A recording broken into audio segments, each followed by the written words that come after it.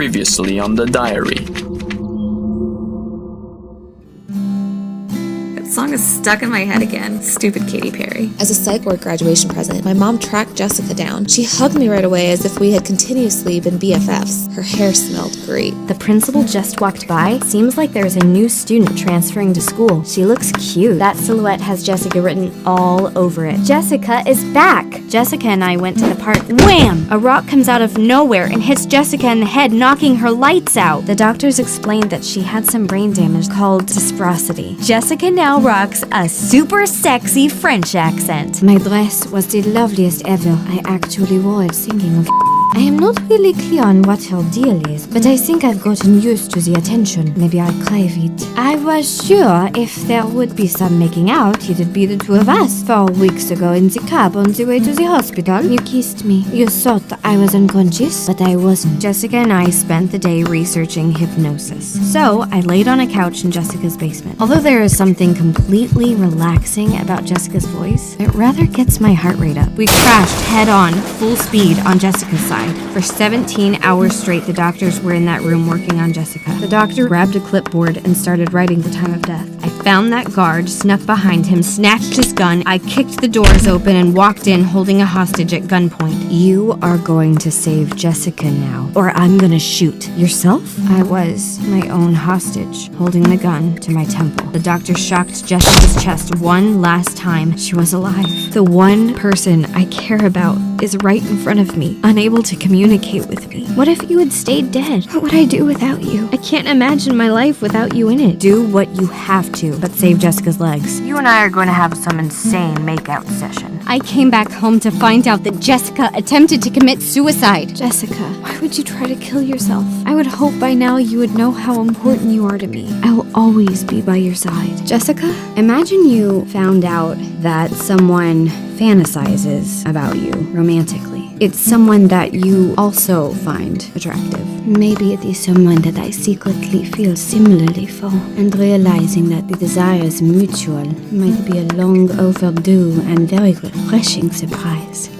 It's all wrong. Jessica has been raped. There is no way these opinions are accurate. Jessica just told me that their kidneys started to fail. Jessica, you can have my kidney. Are you trying to tell me that you're truly madly deeply? I immediately regretted saying it and was shaken to my core about it, but at the same time I felt such incredible relief and peace of mind that it was finally out. This must be how a grenade feels in those brief moments after the safety pin has been pulled out, but before it goes kablooey. And then she started laughing. My kidneys are fine. I got you good. How does one live with a broken heart? It hurts. It just all hurts everywhere. I can't even exist. There was a special report on some terrible crime. This person will ride an elevator with nothing but a hammer to lonely someone. Blinded by their phones, they leave themselves perfectly open for him to just do a quick hammer strike on the back of their neck. She looked at me and said, I am the social media paralyzer. Craig showed up here, holding a picture on his phone. Bobby had a rope around his neck and was standing on a block of ice. Craig tells Jessica to prank me that her kidneys are failing. She then explained that a Foot Clan soldier dressed as a nurse was making sure she did it. I'm sorry. I didn't know how you felt about me. I am really sorry. Truly, madly, deeply sorry. With a single tear calmly pouring out of the corner of my eye, I accepted her apology. I asked her if she would hang outside with me in the hospital yard for a change. It was a beautiful summer afternoon. I helped her sit on a wheelchair and pushed her out next to a bench under a tree so we could sit next to each other and watch the sunset together. I was just silently staring at the sky when I felt Jessica's left hand wrap her pinky finger around mine. When I left town, Craig just came back again for more. Think of something you hate or Bobby will not wake up tomorrow. When you're waiting for an elevator, once the doors open, no one will come out. So I'll start to walk in thinking it's empty, and then a person with their nose inside their phone trying to come out will block my way in. There you go. That's all I wanted. Jessica had no clue that her thoughts had been twisted and used to hurt other people the way he did.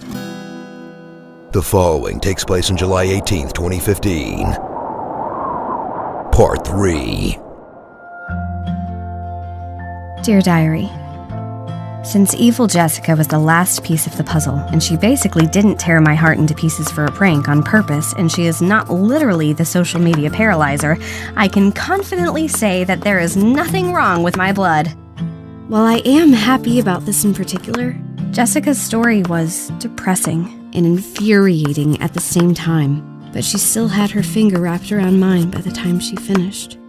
So I grabbed her hand and squeezed it to let her know I was with her. Then I turned her hand palm side up and placed the diary in it. I want you to read it. All of it. I want you to know everything. I am ready to be honest with you. I am ready for you to know the truth about who I am. I am a little crazy and a little self-centered, possibly delusional, but every word I say about you in it is true. Except the obvious parts before the psych ward that are fiction, but you know, which ones are those? But, of course, you don't have to read it. You can opt out. That was the first time she looked at me since she started telling me her story. She pushed the diary back into my hands and said, "Read it to me." She gave me a beckoning smile and continued, "I want to hear it from your lips, and I want to be looking into your eyes." Remember that grenade feeling I was telling you about the other day? Oh yeah, Jessica just pulled the pin out when she said that. And so I took a deep breath, followed by a hard swallow to stabilize my decaying core and keep me from blowing up. I started reading from the very beginning. The more I read, specifically about Jessica, the faster my heart would beat. It sped up so fast it was making me tremble. I soon reached the danger zone that leads to meltdown and detonation. Jessica was fully focused on me and I couldn't tell how she was taking any of it. My voice shook as I read about my obsession with Katy Perry's song, the smell of her hair during her visit after my release from the psych ward, her return to school, her foreign accent ordeal, the kiss I stole from her, our hypnosis session, the car accident, the hostage situation, my letter to her, my deal with Bobby to help her, her fake suicide attempt, my fictitious conversation with her, her awful prank, and my reaction to it. I was approaching critical mass. I felt like I aged 1,000 years. By the time I caught up to today, I felt so decomposed that I had to claw my limp body out of the emotional grave I was in just to witness Jessica's reaction. Her eyes were filled with tears, and her breathing was elevated. We had a quick moment of telepathic communication that we used to synchronize our heart rates, and then I said, "I know it's a lot to take in, and please know that I am not expecting anything from you. You knew too much already, from bits and pieces here and there with no context, and I didn't want you to get the wrong idea. That's all, I promise." What do you think the chances are of a girl like you and a girl like me ending up together? She said with a reminiscing smile. Very good. Like if it were a raffle, you'd have all the tickets. All of them. Spinning the ticket container and pulling one out would be just a formality. So you're telling me there's a chance?